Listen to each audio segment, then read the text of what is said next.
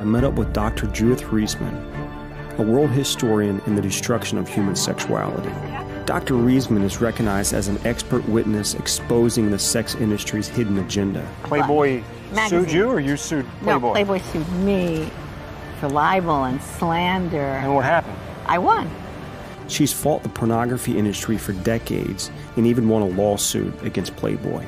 So how did we get here to where we're at today? Because I don't think pornography has always been such an epidemic cancer within our society like it is today. No, not at all. We were, up to the end of the Second World War, a conservative Judeo-Christian nation. The turning point for all that was Dr. Alfred Kinsey, his book, Sexual Behavior in the Human Male, 1948. He was the father of the sexual revolution, and therefore the father of everything that has come from that. And certainly one of the key things was pornography. Dr. Alfred Kinsey ushered the destruction of our nation's moral code with his books, Sexual Behavior in the Human Male and Sexual Behavior in the Human Female, known as the Kinsey Reports. The world recognized him as the leading scientific expert on human sexuality. The reports claimed that humans were sexual from birth, and that what we deemed as immoral sexual behavior was actually normal, thus making it moral. Once a biologist who studied gall wasp, Kinsey's obsession with sexuality led him to found the Kinsey Institute for Sex Research at Indiana State University. What people to this day are not aware of were the methods he used to collect his data. And I looked at the graphs that he provided, 30, 31, 32, 33, 34 tables. And I said, wait a minute, that's a 2-month-old baby. How does he know a 2-month-old baby did or did not have an orgasm? And then table 34, a 4-year-old child, 26 orgasms in 24 hours? That's an around-the-clock experiment. Wow, that's torture. That's torture, you bet. He also actually employed bona fide pedophiles to do what they did to children for his so-called data. Kinsey wanted to prove that we are sexual from birth, so it wasn't surprising that he drew his data from pedophiles, rapists, and murderers.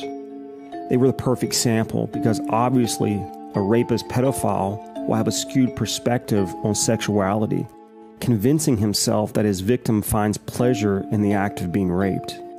Using a stopwatch and a ledger, they recorded their sexual experiments, systematically molesting thousands of young children under the guise of science.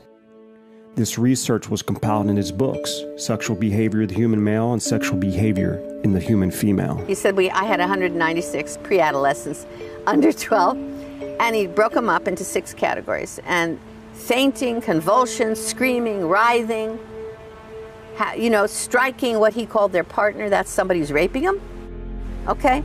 And they were trying to get away, but he said they enjoyed it. They definitely enjoyed it. The research in Kinsey's books were partly based on the collection of data and confessions of a Nazi pedophile during World War II, Dr. Fritz von Balusek, who raped hundreds of children. After the war, the Nazi officer was charged and put on trial for the murder of a 10-year-old girl. They found detailed records of von Balusek's heinous sexual acts with children, revealing his correspondence with Kinsey. Dr. Kinsey, who was fully aware of the Nazi officer's atrocities, warned him in his letters to be careful and encouraged him to continue his research. During the trial, the judge said, "I got the impression that you got to the children in order to impress Kinsey and to deliver him material." To his surprise, Balusek replied, "Kinsey himself asked me for that." Now that became the foundation for the sex educational structure that fed itself into what we are teaching our children right now as we sit here and speak. I venture to suggest that what we are putting into our books on sex education today is based almost fully upon philosophic guess. And of course it was the foundation of all the changes in our laws, the sodomy laws, the abortion laws, everything else. I mean, he's there. His handprints are on everything that deals with sexuality. from all these people, he was able to tell us, quote, the truth about ourselves, the truth about what we were really doing behind closed doors. And he lied about our fathers, my father's generation and grandfathers. He lied about them because he projected onto them what he himself was doing. What he was struggling with. Yes. It didn't take long for Kinsey to deceive the world with his fraudulent data, convincing us that we were sexually repressed and ignorant to the truth. First, the media drank the Kool-Aid, and they were carefully taken care of by the Kinsey Institute to drink the Kool-Aid, okay? And then once they drank the Kool-Aid, the scientists, quote unquote, drank the Kool-Aid, and then the legislators drank the Kool-Aid, and then the lawmakers drank the Kool-Aid, and here we are. Essentially, what Kinsey did was he changed our belief about ourselves. This change of belief naturally changed our behavior. Soon, Kinsey's ideas permeated everything in our society, from our legal system, reducing the penalty for sexual crimes and legalizing abortion, the media promoting his philosophy to the educational system, teaching children his views on sexuality.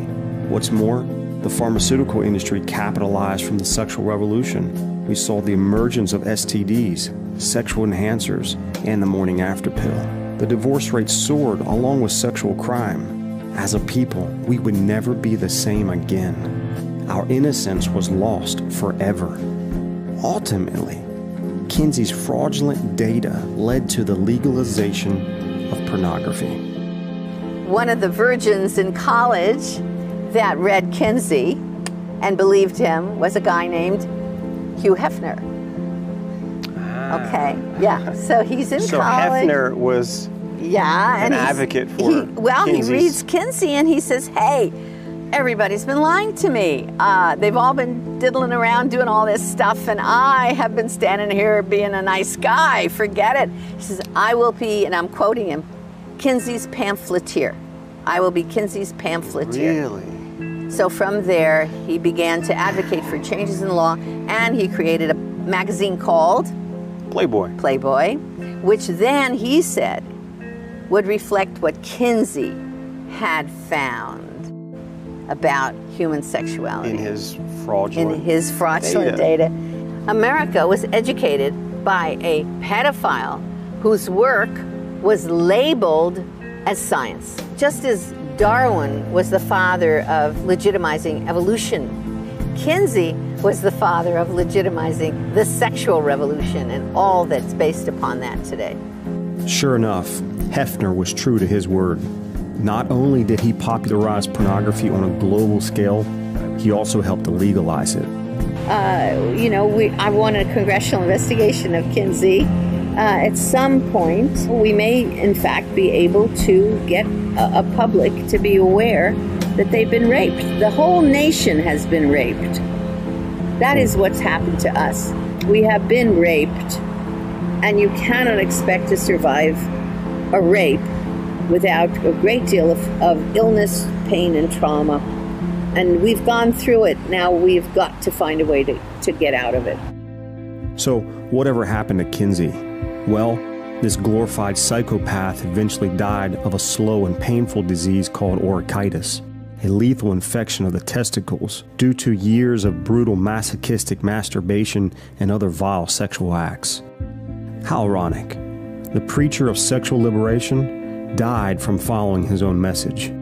Sadly, his destructive work continues to live on with his lies, and to this day, we continue to fund the Kinsey Institute with our tax dollars. Now, for any man who's trapped in pornography, he must first realize that the root of the problem is based on a lie by Kinsey and a lie from the enemy of his soul. You need to realize you've been duped.